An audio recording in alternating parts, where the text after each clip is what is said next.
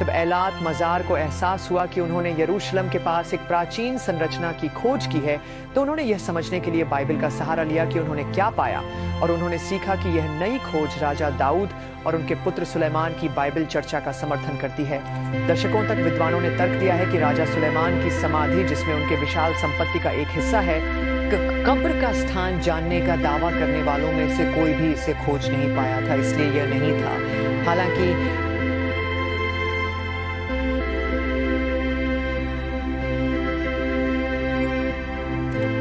ये तब तक था जब तक यरूशलेम के हिब्रू विश्वविद्यालय से इजरायली पुरातत्वविदों की एक टीम एक अप्रत्याशित लेकिन दिलचस्प मोड़ में राजा डेविड के खोए हुए मंदिर को खोजने के लिए नहीं निकल पड़ी। लेकिन आश्चर्यजनक रूप से वे उसके बेटे राजा सुलेमान की अंतिम विश्राम स्थली पर पहुंच गए। ये जानना दिलचस्प है कि इस मकबरे का स्थान और सामग्री शायद ये साबित कर सकते हैं कि इसके बारे में हमारी सारी जानकारी गलत थी। हमारे साथ जुड़िए जब हम राजा सुलेमान के मकबरे के रहस्य को खोलते हैं, जिसे 3000 वर्षों के बाद अंततः खोला गया। राजा सोलोमन की समाधि का खुलासा हिब्रू विश्वविद्यालय यरूशलेम से एसेट मजार के नेतृत्व में वैज्ञानिकों और पुरातत्वविदों की एक टीम ने डेविड नगर में सोलोमन की समाधि का स्थान खोजा। लेकिन इससे पहले 1986 में डॉक्टर एलात मज़ार ने एक महत्वपूर्ण पुरातात्विक खोज की, जिसे उन्होंने प्रारंभिक रूप से 9वीं सदी ईसा पूर्व का माना। यह खोज एक विशाल द्वार भवन थी जो दाऊद के नगर से लगभग 150 मीटर उत्तर में ओपल क्षेत्र में स्थित थी। उस समय मज़ार के पास गैट हाउस को राजा सोलोमन से जोड़ने के लिए पर्याप्त सबूत नहीं थे और उन्होंने ऐसे दावे करने से परहेज किया। 2009 में मज़ार ने ओफेल साइट पर अपनी खुदाई फिर से शुरू की और संरचना की बेहतर समझ और अधिक खोजों के साथ उन्होंने गेट हाउस की तारीखों का पुनर्मूल्यांकन किया। नए सबूतों के आधार पर उन्होंने निष्कर्ष निकाला कि गेट हाउस संभवतः राजा सुलेमान के समय ईसा पूर्व 10वीं शताब्दी का है। मज़ार की इस पुरातात्विक खोज पर हमें विश्वास क्यों करना चाहिए? देखते रहें डॉग। मज़ार एक प्रतिभाशाली वैज्ञानिक थी जिन्होंने वैज्ञानिक विधि में अपार महत्व दिया। एक पुरातत्वविद के रूप में उनका एक पसंदीदा मंत्र है, हमें पत्थरों को बोलने देना चाहिए। स्वर्गीय हर्षल शेंक्स ने 2007 में एक बाइबल पुरातत्व समीक्षा लेख में डॉ मज़ार की योग्यताओं पर जोर दिया। उन्होंने कहा, कोई भी उनके पुरातत्वविद के रूप में पेशेवर योग्यता पर प्रश्न नहीं उठा सकता। डॉ मज़ार को अक्सर एक बाइबल वैज्ञानिक माना जाता है क्योंकि उन्हें अपने विज्ञान में बाइबल को शामिल करने में कोई परेशानी नहीं होती थी।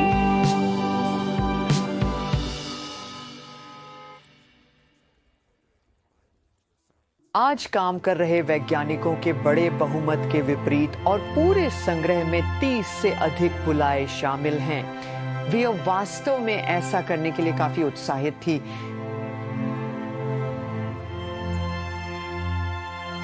ये कई वैज्ञानिकों और विद्वानों के विपरीत है जो मानते हैं कि विज्ञान और धर्म एक दूसरे के विरोध में हैं। मज़ार की क्षेत्र में विशेषज्ञता इस महत्वपूर्ण खोज में एक प्रमुख योगदान करता है। इस खोज को और भी आश्चर्यजनक बनाने वाली बात यह है कि वे खास तौर पर सुलेमान की कब्र की तलाश नहीं कर रहे थे। इसके बजाय वे कुछ और भी बड़ा खोजने की कोशिश कर रहे थे। मज़ार और उनकी टीम यरूशलेम के सबसे पुराने हिस्से की खुदाई कर रही थी। राजा डेविड के महल का पता लगाने के लिए जब उन्होंने लगभग 210 फुट लंबी एक बड़ी दीवार का हिस्सा खोजा। अरबी में किंग्स की गुफा। यह स्थान क्या है, इसका स्वभाव क्या है, इसे किसने बनाया और क्यों? आइए इस शानदार स्थल की खोज में बार्कले का अनुसरण करें। इस खंड में एक द्वार गृह, एक कोने का टावर और एक शाही संरचना शामिल थे। प्रतिविशेषज्ञ दीवार के आकार से हैरान थे, ये सोचते हुए कि यह और भी भव्य इमारत जैसे कि एक मंदिर या महल का हिस्सा हो सकती है। वे इस संभावना से रोमांचित थे कि यह संरचना राजा सोलोमन के शासन से जुड़ी हो सकती है। रेडियोकार्बन डेटिंग ने संकेत दिया कि यह स्थल उस अवधि का है जब राजा सोलोमन का शासन था। मज़ार ने नोट किया कि यह पहली बार था जब उन्होंने उस युग की एक संरचना पाई थी जो यरूशलेम में राजा सोलोमन की इमारतों के वर्णनों से मेल खा सकती थी। लेकिन क्या यह किसी अन्य राजा द्वारा बनाया गया हो सकता है और न कि सोलोमन द्वारा? देखते रहिए। मज़ार ने बताया कि 10वीं शताब्दी में कुछ ही राजा थे जो ऐसा ढांचा बना सकते थे, मूल रूप से केवल दाऊद और सुलेमान। बाइबल के अनुसार राजा दाऊद, जो गोलियत के साथ अपनी लड़ाई के लिए प्रसिद्ध थे, राजा सुलेमान के पिता थे और उनके नाम पर मंदिर पर्वत पर यरूशलेम के पहले मंदिर के निर्माण का श्रेय दिया जाता है। दीवार के पास खोजे गए गतिक्रमों ने संरचना का समय निर्धारण ईसा पूर्व 10वीं शताब्दी के दूसरे आधे हिस्से से किया, जो राजा सुलेमान का युग था।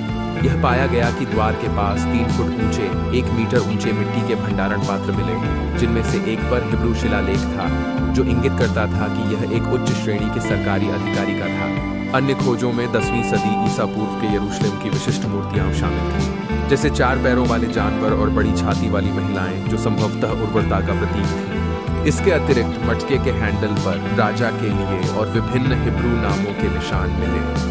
इसलिए इस विशेष खोज के ऐतिहासिक और पुरातत्वीय महत्व पर विचार करना महत्वपूर्ण है।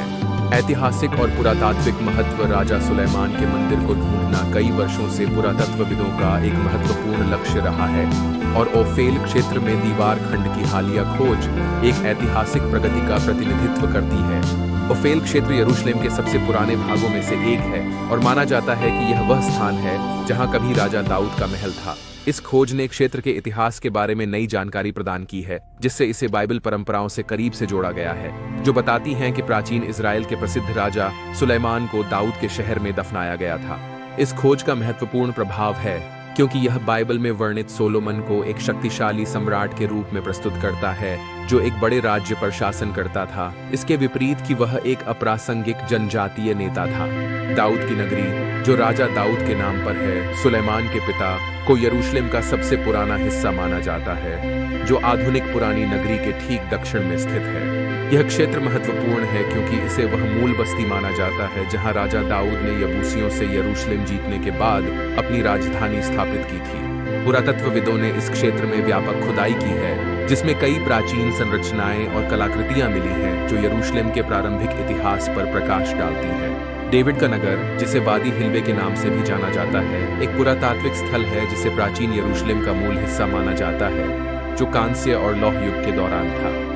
यह यरूशलेम की पूर्वी पहाड़ी के दक्षिणी हिस्से पर स्थित है, किद्रोन घाटी के पश्चिम में और टायरोपियन घाटी के पूर्व में, मंदिर पर्वत के ठीक दक्षिण में। इस स्थल में मध्य कांस्य युग के अवशेष शामिल हैं, जिसमें गिहोन स्रोत के चारों ओर एक रक्षात्मक नेटवर्क भी है। महत्वपूर्ण खोजों में आयरन एज से बड़ी पथरीली संरचना और स्टेप्ड पथरीली संरचना शामिल हैं, जिन पर विद्वानों में बहस होती है कि उनका संबंध राजा डेविड से है या किसी बाद की अवधि से। लेकिन वहां और भी बहुत कुछ खोजा गया। दाऊद के शहर में उल्लेखनीय खोजों में से एक है सिल्वाम सुरंग, जिसे हिजकिय्याह की सुरंग के रूप में भी जाना जाता है, जिसे शहर में पानी लाने के लिए बनाया गया था। यह सुरंग प्राचीन यरूशलेम के निवासियों के उन्नत इंजीनियरिंग कौशल का उदाहरण है। सिलीम सुरंग, जिसे परंपरागत रूप से हिजकिय्याह को सौंपा जाता है, हौसी खुदाई हर पर्वत की तारीख से रोमन काल के अवशेष जैसे शीलोआम का कुंड और सीढ़ीदार सड़क भी खोजे गए हैं। आज खुदाई किए गए हिस्से यरूशलेम वॉल्स नेशनल पार्क का हिस्सा है, जिसे Israel nature and parks authority द्वारा प्रबंधित किया जाता है और इसे IR डेविड फाउंडेशन द्वारा संचालित किया जाता है, जो वादी हिल्वे में स्थित है, जो पूर्वी यरूशलेम के सिल्वान के फिलिस्तीनी पड़ोस का विस्तार है, एक इजरायली बस्ती के निकट। एक और महत्वपूर्ण खोज है बड़ी पत्थर की संरचना, जिसे कुछ लोगों का विश्वास है कि यह राजा दाऊद के महल के अवशेष हैं। यदि वास्तव में यह विशाल इमारत दाऊद और सुलेमान से जुड़ी है, तो यह उनके शासनकाल के दौरान दाऊद नगर के शक्ति और प्रशासन के केंद्र के रूप में महत्व को उजागर करती है। हाल के खोजों ने रिकॉर्ड तोड़े हैं, जिनमें महत्वपूर्ण कलाकृतियां शामिल हैं, लेकिन पिछले पुरातत्वविद सुलेमान या उनके उत्तराधिकारियों से संबंधित किसी भी शाही कब्र को निश्चित रूप से खोजने में असफल रहे हैं। इसके ऐतिहासिक अंतराल के कई कारण हैं। एक संभावित व्याख्या यह है कि ये कब्रें अभी भी नहीं मिली हैं, क्योंकि दाऊद का शहर विस्तृत है और पहले के प्रयासों में सभी क्षेत्रों की खुदाई नहीं हुई थी। यह संभावित है कि ये कब्रें अभी भी भूमिगत छुपी हुई हैं और उनकी खोज की प्रतीक्षा कर रही हैं। एक अन्य संभावना यह है कि यरूशलेम के युद्धों और आक्रमणों के उतार चढ़ाव भरे इतिहास के कारण ये मकबरे समय के साथ नष्ट हो गए होंगे या बुरी तरह क्षतिग्रस्त हो सकते हैं। प्राचीन संरचनाएं बाद की निर्माणों के नीचे दब सकती थीं, लेकिन यह सब नहीं है। पुरातत्वविदों ने इन शाही मकबरों की खोज में निरंतरता बनाए रखी, यह पहचानते हुए कि ऐसी खोजें कितनी क्रांतिकारी हो सकती हैं। इन मकबरों की खुदाई प्राचीन इजराइल के शासकों और उनकी दफनाने की प्रथाओं के बारे में महत्वपूर्ण जानकारी प्रदान करेगी, उस युग की हमारी समझ को समृद्ध करेगी। शाही मकबरों की अनुपस्थिति के बावजूद दाऊद नगरी में की गई खोजें अमूल्य थीं। उन्होंने पुरातत्वविदों और वैज्ञानिकों को यरूशलेम के इतिहास और वहां के लोगों के जीवन की पुनर्रचना करने में सक्षम बनाया। संयुक्त राजतंत्र के दौरान प्रत्येक नई खोज ने हमारे ज्ञान का विस्तार किया और अतीत को स्पष्ट किया। इससे पहले कि अंततः मकबरों का पता लगाया जाता, छिपे हुए कक्षों से संबंधित अनेक रोचक सिद्धांत उभरे। आइए कुछ इन सिद्धांतों और अटकलों की जांच करें। ईडॉ मजार की खोज से पहले समाधियों के स्थान के बारे में सिद्धांत और अटकलें। सुलेमान की समाधि के स्थान के बारे में विभिन्न सिद्धांत मौजूद थे। कुछ लोगों का मानना था कि यह टेम्पल माउंट के नीचे है, जो यहूदी धर्म, ईसाई धर्म और इस्लाम के लिए अत्यधिक धार्मिक महत्व का स्थल है। मुसलमानों में मंदिर पर्वत को हरम अल शरीफ अर्थात नोबल अभयारण्य के नाम से जाना जाता है। ये वह स्थान माना जाता है जहां पैगंबर मोहम्मद ने चमत्कारिक रात की यात्रा के दौरान पंखों वाले घोड़े पर सवार होकर दिव्य उपस्थिति तक पहुंच की थी। इस घटना को यादगार बनाने के लिए चट्टान के गुंबद का मजार बनाया गया है, जो इस्लाम की वास्तुकला के चमत्कारों में से एक है। मंदिर पर्वत एक अत्यधिक चाहा गया क्षेत्र था, जिसे विभिन्न लोगों द्वारा अधिग्रहित या जीत लिया गया था, जिनमें जेबूसाइट्स, इजरायली, बाबुलवासी, यूनानी, फारसी, रोमन, बिजेंटिन, प्रारंभिक मुस्लिम, क्रूसेडर्स, ममलुक, ऑटोमन और ब्रिटिश शामिल हैं। इसने संभवतः विश्व में किसी भी अन्य 35 एकड़ से अधिक अनेक महत्वपूर्ण ऐतिहासिक घटनाएं देखी हैं। हालांकि पुरातत्वविद को स्थल का भौतिक साक्ष्य खोजने के अवसर सीमित मिले हैं, ताकि कथा और वास्तविकता में अंतर किया जा सके। यह स्थान पूजा का एक सक्रिय स्थल बना हुआ है और प्रबंधकारी प्राधिकरण और इस्लामी परिषद, जिसे वक्फ कहा जाता है, ने लंबे समय से पुरातात्विक खुदाइयों पर प्रतिबंध लगाया है, उन्हें अपवित्रीकरण मानते हुए।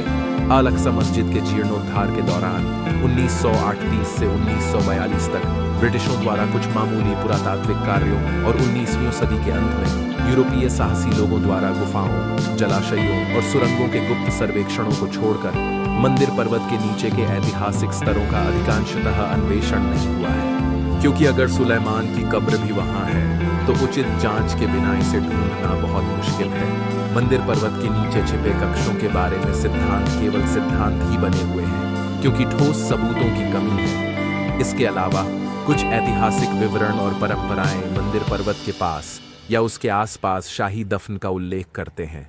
तो प्राचीन ग्रंथों और कहानियों का सुझाव है कि राजा, जिसमें सुलेमान भी शामिल हैं, इस पवित्र स्थल के पास दफन हो सकते हैं, जो सुलेमान की कब्र के स्थान को लेकर रहस्य और सिद्धांतों को और बढ़ाते हैं।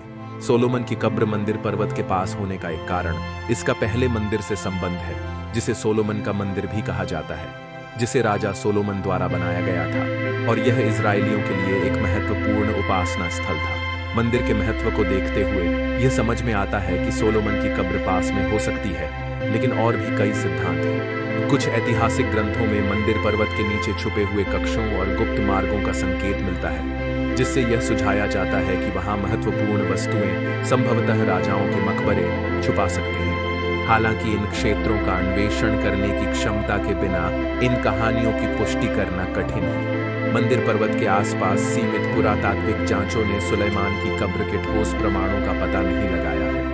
ये जांचें अक्सर स्थल को बदलने से बचाने के लिए सावधानी पूर्वक की जाती हैं। हालांकि कई दिलचस्प कलाकृतियां और संरचनाएं पाई गई हैं, सुलेमान की कब्र का रहस्य अभी भी अनसुलझा है।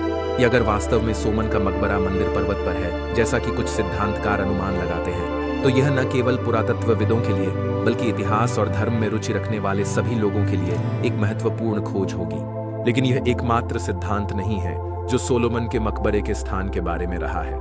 समय के साथ कौन कौन से अन्य सिद्धांत उभरे हैं, जानने के लिए देखते रहें। एक महत्वपूर्ण स्थान जदेकिया की गुफा है, जिसे सोलोमन की खदानें भी कहा जाता है। यह यरूशलेम के पुराने शहर के मुस्लिम क्षेत्र के नीचे एक 5 एकड़ की भूमिगत चूना पत्थर की खदान है। ये 5 शहर के ब्लॉकों में फैली हुई है और हजारों वर्षों में तराशी गई है। इसे राजा सोलोमन के पहले मंदिर के लिए पत्थर उपलब्ध कराने वाली खदान माना जाता है, और यह यरूशलेम की सबसे बड़ी खदान है। मजबूत क्षरण प्रतिरोधी मेले के चूना पत्थर शाही इमारतों के लिए उपयुक्त था। इस गुफा का समृद्ध इतिहास है, जिसमें राजा जदेकियाह के वहां बेबीलोनियाई सैनिकों से छिपने की कथाएं और फ्रीमेसन्स से संबंध शामिल हैं। हालांकि ये ज्यादातर अटकलें हैं। गुफा अब जनता के लिए खुली है, जहां मार्गदर्शित पर्यटन होते हैं। हालांकि कुछ क्षेत्र सुरक्षा या चल रहे उत्खनन के लिए बंद रहते हैं। एक और अनुमानित स्थान जदेकिया की गुफा है, जिसे सोलोमन की खदानें भी कहा जाता है। इस विशाल भूमिगत चूना पत्थर की खदान का ऐतिहासिक संबंध राजा सोलोमन से है और स्थानीय कथाएं सुझाव देती हैं कि इसमें उनके मकबरे तक जाने वाले छुपे हुए रास्ते हो सकते हैं। रहस्यमय वातावरण इसे लंबे समय से खोए हुए दफन स्थल के लिए एक आकर्षक उम्मीदवार बनाता है। ज़िदकिया की गुफा के अलावा पुरातत्वविदों ने यरूशलेम की प्राचीन जल प्रणाली का हिस्सा हिजेकिया की सुरंग को भी सोलोमन की कब्र के लिए संभावित छुपाने की जगह के रूप में माना है। यह सुरंग राजा हिजकिय्याह के शासनकाल के दौरान अशूरियों के हमले की तैयारी के लिए खोदी गई थी। गिहोन झरने को सिलोआम के तालाब से जोड़ती है। यह शहर के नीचे से गुजरती है, जिससे पश्चिमी दीवार के हिस्से उजागर होते हैं और इसमें वॉरन का गेट जैसे ऐतिहासिक स्थल शामिल हैं। सुलेमान की कब्र के लिए अन्य प्रस्तावित स्थानों में माउंट सिय्योन शामिल है, जिसे पारंपरिक रूप से दाऊद शहर से जोड़ा जाता है। हालांकि यह सिद्धांत एक गलतफहमी पर आधारित है। राजा दाऊद का वास्तविक दफन स्थल यरूशलेम के पुराने शहर के दक्षिण पूर्वी क्षेत्र में है, जिसे दाऊद का शहर कहा जाता है। फ्रांसीसी पुरातत्वविद रेमंड वाइल्स की शुरुआती 20वीं सदी की इस क्षेत्र में खुदाई में उन्होंने संरचनाओं की खोज की, जिसे वे शाही मकबरे मानते थे। जबकि माउंट जायन को परंपरागत रूप से राजा डेविड की कब्र से जोड़ा जाता है, अब माना जाता है कि डेविड को टेम्पल माउंट के दक्षिण में सिटी ऑफ डेविड में दफनाया गया था। इसलिए सुलेमान की कब्र माउंट जियोन पर होने की धारणा को व्यापक रूप से गलत माना जाता है। पुरातत्वविदों और वैज्ञानिकों के अलावा हाल ही में खोजे जाने से पहले सुलेमान की कब्र का स्थान बताने के लिए अन्य लोगों ने भी सिद्धांत पेश किए हैं। कुछ विद्वानों ने सुझाव दिया है कि यरूशलेम में स्थित माउंट सियोन, जो परंपरागत रूप से दाऊद की नगरी से संबद्ध है, को दाऊदी राजवंश की राजकीय कब्रों के लिए संभावित स्थल माना जा सकता है, जिसमें सोलोमन भी शामिल है। हालांकि यह सिद्धांत एक गलत धारणा पर आधारित है। यह व्यापक विश्वास कि राजा डेविड को माउंट सियोन पर दफनाया गया है गलत है। वास्तव में राजा डेविड को यरूशलेम के असली पुराने शहर के दक्षिण पूर्वी क्षेत्र में टेम्पल माउंट के दक्षिण में एक क्षेत्र जिसे आज डेविड शहर ऑफ डेविड के नाम से जाना जाता है में दफनाया गया था। तो सिसिन्स एनाक्राउन एचन एकिंग्स 2.10 के अनुसार बाइबल बताती है कि राजा दाऊद की मृत्यु हुई और उन्हें दाऊद के नगर में दफनाया गया। यह आगे बताती है कि दाऊद ने इजराइल पर 40 वर्षों तक राज किया। उन्होंने 7 वर्षों तक हेब्रोन पर और 33 वर्षों तक यरूशलेम पर शासन किया। उसके बाद सोलोमन ने अपने पिता दाऊद के सिंहासन पर कब्जा कर लिया और अपना शासन स्थापित किया। इसके बावजूद तनाख में सिय्योन प्राचीन यरूशलेम के संदर्भ में प्रकट होता है। मध्य युग के दौरान बीजांटिन तीर्थयात्री ने गलती से आज के ओल्ड सिटी के आर्मेनियन क्वार्टर के दक्षिण में स्थित पहाड़ी को प्राचीन यरूशलेम का हिस्सा माना और इसे माउंट जायन नाम दिया। दाऊद द्वारा वश में किया गया शहर वास्तव में मंदिर पर्वत के दक्षिण में एक निचले पहाड़ी पर था। यह निचली पहाड़ी जेबूसाइट शहर का स्थान थी, जो राजा दाऊद की राजधानी बन गई और यह यरूशलेम का पूरा हिस्सा बन गई 200 से अधिक वर्षों तक, जब तक यह धीरे धीरे पश्चिम की ओर विस्तारित होकर आज के रूप में जाने जाने वाले माउंट सिय्योन के क्षेत्र को शामिल नहीं कर लिया। यह गलत धारणा कि राजा दाऊद को माउंट सिय्योन पर दफनाया गया है सदियों तक बनी रही। 2री सदी ईसवी में यरूशलेम को नष्ट कर दिया गया, यहूदियों को निष्कासित कर दिया गया और राजा दाऊद की कब्र के वास्तविक स्थान का ज्ञान खो गया। शाही दफन स्थल के स्थान का पहला सुराग बाइबल से मिलता है, जो बताती है कि राजा दाविद, उनके पुत्र राजा सोलोमन और उनके बाद आने वाले यहूदा के राजा अगले 150 वर्षों तक ईआर दाविद में दफनाए गए थे। यह संभवतः आधुनिक समय के क्षेत्र का एक उपखंड है, जिसे दी सिटी ऑफ डेविड के नाम से जाना जाता है। 1913 में फ्रांसीसी पुरातत्वविद रेमंड व्हील ने यरूशलेम के सिटी ऑफ डेविड में खुदाई की, जिसे वह आरंभिक पुरातन नियम के राजाओं का शाही समाधि स्थल मानते थे। कुछ विद्वानों ने इस दावे पर विवाद किया है, लेकिन पुरातत्वविद जेफ जॉर्न द्वारा प्रमाण की जांच से पता चलता है कि वेल सही हो सकते थे। हालांकि राजा डेविड की कब्र को गलती से यरूशलेम के माउंट सायन पर स्थित माना गया है। यहूदी इतिहासकार जोसेफस 1ली सदी सी के समय से पहले के बाइबल संदर्भ यह संकेत देते हैं कि डेविड और कई अन्य पुराने नियम के राजा प्राचीन यरूशलेम में डेविड शहर के दक्षिणी छोर के पास दफनाए गए थे। लेकिन ठीक कहां? जेफ जॉर्न मानते हैं कि हमारे पास पहले से ही उत्तर हो सकता है। पुरातत्ववेत्ता जेफ जॉर्न मानते हैं कि प्राचीन यरूशलेम के शहर दाऊद में ये 2 उत्खनन किया हुआ सुरंगें संभवतः पुराने नियम के शुरुआती राजाओं के अवशेष रखती थी। 19वीं सदी के राजनयिक और अन्वेषक चार्ल्स क्लरमोंट गानो ने सोचा कि हिजकिय्याह की सुरंग का घुमावदार रास्ता एक महत्वपूर्ण सुराग प्रदान करता है। क्लरमोंट गानो ने प्रस्तावित किया कि सुरंग का अर्धवृत्ताकार मार्ग उसके दक्षिणी छोर की ओर इसलिए खोदा गया था ताकि प्राचीन यरूशलेम के राजाओं के दफन स्थानों को छेड़े बिना निकाला जा सके। व्हील ने 1913, 1914 और फिर 1923-1924 में बैरन रॉथस्चाइल्ड की सिटी ऑफ डेविड संपत्ति पर खुदाई का निर्देशन किया। हालांकि बाद में पत्थर की खुदाई से क्षेत्र काफी प्रभावित हुआ था। व्हील ने प्राचीन दीवारों की खोज की, जलाशय, एक गोलाकार मीनार जिसे अब एक शवाधान के रूप में माना जाता है, और सबसे उल्लेखनीय 9 चट्टान काठी विशेषताएं जिन्हें उन्होंने समाधियों के रूप में पहचाना। वाइल ने 3 सबसे प्रमुख समाधियों, जिन्हें T1, T3 नाम दिए गए, को प्राचीन यरूशलेम के पुरातन नियम के राजाओं की शाही समाधि का हिस्सा माना। इन कई सिद्धांतों को सुनने के बाद कुछ लोग मानते हैं कि सोलोमन की कब्र को लुटेरों और आक्रमणकारियों से बचाने के लिए जानबूझकर छिपाया गया था, जो प्राचीन काल में शाही दफन के लिए एक आम प्रथा थी। ऐसी धारणा है कि सोलोमन का मकबरा कम स्पष्ट स्थान पर हो सकता है, संभवतः परंपरागत शहर दाऊद के क्षेत्र के बाहर, क्योंकि बाद के अशांत कालों के दौरान राजनीतिक या धार्मिक कारणों से। उदाहरण के लिए सोलोमन की मुहर, जिसे सोलोमन की अंगूठी के रूप में भी जाना जाता है, मध्यकालीन रहस्यमय परंपराओं में राजा सोलोमन को समर्पित एक प्रसिद्ध मुद्रिका अंगूठी है। इसे अक्सर पंचकोणीय या षटकोणीय रूप में चित्रित किया जाता है और कहा जाता है कि इसने सोलोमन को अलौकिक प्राणियों को आदेश देने और जानवरों से बात करने की शक्ति दी थी। सुलेमान की मुहर का सबसे पुराना उल्लेख यहूदी परंपराओं में मिलता है, जिसका पहला उल्लेख प्रथम शताब्दी के यहूदी इतिहासकार योसेफस ने किया था। यह 3री सदी के यहूदी जादुई ग्रंथ सेफर हराजिम और बेबीलोनियन तलमूद के गिट्टीन नामक भाग में भी संदर्भित है। हालांकि यरूशलेम में राजाओं की समाधि अंततः जनता के लिए खुली है। मध्यकालीन यूरोपीय लोग मानते थे कि यह स्थान राजा दाऊद और राजा सुलेमान की कब्रों को समेटे हुए है, और यद्यपि इस सिद्धांत को खारिज कर दिया गया है, नाम अभी भी इस स्थल से जुड़ा है। मूल रूप से 1ली शताब्दी सी में निर्मित कब्रों का बाद में कई वर्षों तक पुनः उपयोग किया गया। इस स्थल की पहली खुदाई 1863 में फ्रांसीसी पुरातत्वविद लुई फेलिसियन डी साल्सी द्वारा की गई थी, जो यह पुष्टि करना चाहते थे कि यह कब्रें दाऊद और सोलोमन की हैं। इस खुदाई को कुछ लोगों द्वारा यरूशलेम में पहली आधुनिक पुरातात्विक खुदाई माना जाता है, जिसमें कई ताबूत पाए गए। इनमें से एक ताबूत, जो अब पेरिस के लूव्र म्यूजियम में है, पर अरामी भाषा में 2 लाइनें लिखी थीं, सद्दाम द क्वी और सादा द क्वी। लेकिन क्या इन सिद्धांतों और अटकलों के अलावा और कोई सबूत है? चलिए पता लगाते हैं। सिद्धांतों और अटकलों के अलावा कुछ कलाकृतियां जो सिटी ऑफ डेविड में मिली थीं, वे सुलेमान की कब्र की जगह का सुझाव देती हैं। सिटी ऑफ डेविड में प्राप्त वस्तुएं जैसे बुल्ला और मुहरें, जिन पर बाइबल काल के नाम अंकित हैं, सुलेमान के समय के उनकी कब्र के संभावित स्थान के सुराग प्रदान करती हैं। बुल्ला एक अंकित मिट्टी या नरम धातु का टोकन होता है, जो व्यापारिक और कानूनी दस्तावेजों में प्रमाणिकता और छेड़छाड़ से बचाव के लिए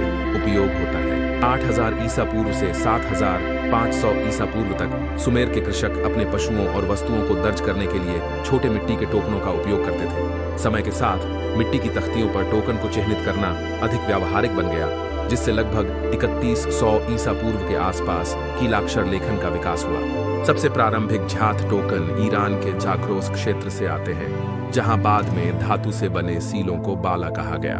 हालांकि अधिकांश बुलाई शीशे से बनाई जाती थी, कुछ सोने से भी बनाई गई थी, जैसा कि बीजांटिन सम्राटों, पवित्र रोमन सम्राटों और मध्य युग के विभिन्न शासकों द्वारा जारी की गई बुलाई में देखा जाता है। इजराइल में एक छोटे स्थल पर पुरातत्व टीम द्वारा पाए गए 6 आधिकारिक मिट्टी के मुहर्रे बाइबल के राजा दाऊद और सोलोमन के अस्तित्व का समर्थन करती हैं। कई आधुनिक विद्वानों ने दाऊद और सुलेमान को पौराणिक पात्र माना है। उनका विश्वास है कि उस समय क्षेत्र में कोई राज्य मौजूद नहीं हो सकता था, जैसा कि बाइबल उनके क्रियाकलापों का वर्णन करती है। हालांकि ये नई खोजें संकेत देती हैं कि उस अवधि में कुछ प्रकार की सरकारी गतिविधियां हुई, जो सुलेमान के समय में क्षेत्र की प्रशासनिक महत्ता को उजागर करती हैं। राजा सोलोमन की कब्र की खोज यदि कभी पुष्टि हुई, तो यह पुरातत्व और बाइबल इतिहास में एक विशाल उपलब्धि होगी। कुछ लोग मानते हैं कि ग्राउंड बैठने वाले रडार और अन्य गैर आक्रामक विधियों जैसी प्रौद्योगिकियां छिपे हुए कक्षों का पता लगाने में मदद कर सकती हैं। बिना स्थल को क्षतिग्रस्त किए खोज जारी है,